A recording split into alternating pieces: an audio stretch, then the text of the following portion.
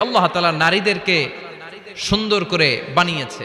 নারীদের সৌন্দর্য দেখলে পুরুষ পুলকিত হয়, এজন্য পুরুষের জন্য স্পেশালি আল্লাহ তাআলা জান্নাতের ভিতরে হুরুল জান্নাহ রেখে দিয়েছে।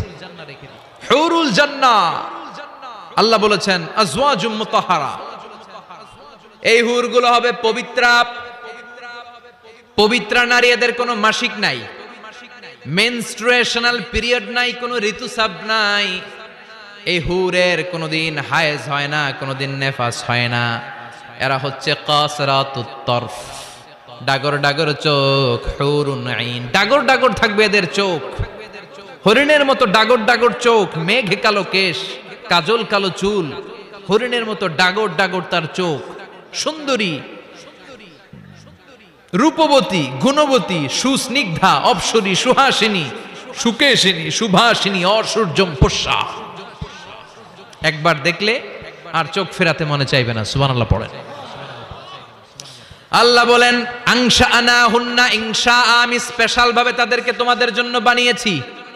বছরের পর বছর, লক্ষ কোটি বছর তারা জান্নাতে তোমাদের জন্য অপেক্ষায় আছে।